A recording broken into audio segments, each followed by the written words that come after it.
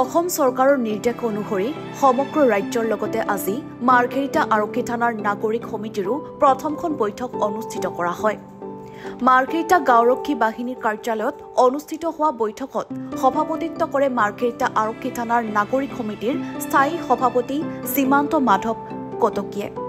সভাৰ উদ্দেশ্য ব্যাখ্যা কৰে মাৰ্ঘেৰিটা আৰক্ষী থানাৰ নাগৰিক সমিতিৰ সদস্য সচিব তথা মাৰ্ঘেৰিটা আৰক্ষী থানাৰ ভাৰপ্ৰাপ্ত আৰক্ষী বিষয়া প্ৰতাপ গগৈয়ে। উক্ত সভাত কাৰ্যনিৰ্বাহক সদস্যক্ৰমে মাৰ্ঘেৰিটা খণ্ড উন্নয়ন বিষয়া ৰোহিত কুমাৰ যাদৱ, মাৰ্ঘেৰিটা FRU চিকিৎসালয়ৰ জ্যেষ্ঠ চিকিৎসক ডাক্তৰ দীপেন দিহিঙীয়া, অসম গৌৰৱ বঁটা প্ৰাপক মাঞ্জেলা সিংফো, বিশিষ্ট শিক্ষাবিদ নাং সাফাটি পুংমু, সমাজ সেৱিকা মম্পী সিং দত্ত, জ্যোতিষ ৰায়, গাঁওৰক্ষী বাহিনীৰ হৈ ৰবীন ৰাজা আৰু দীপক শইকীয়াই উপস্থিত থাকে।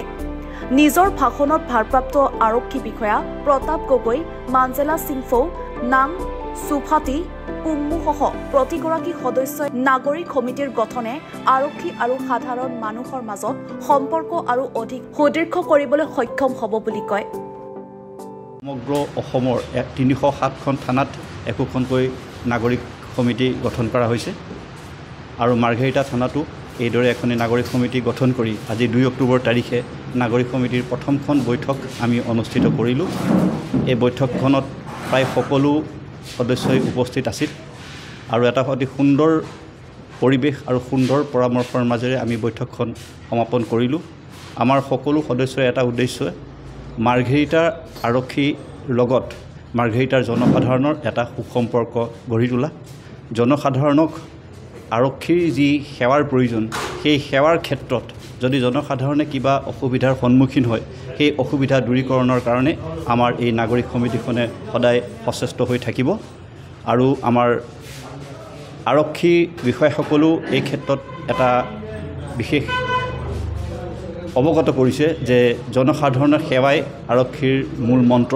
গতিকে মাৰ্ঘেৰিটাৰ আৰক্ষী আৰু মাৰ্ঘেৰিটাৰ জনসাধাৰণ যাতে এটা বন্ধুত্ব সম্পৰ্ক হয়, সেই বন্ধুত্ব সম্পৰ্কৰ কাৰণে আমাৰ নাগৰিক সমিতিখনে সদায় কাম কৰি যাব আৰু জনসাধাৰণৰ প্ৰতি সেৱা আগবঢ়াব। ধন্যবাদ।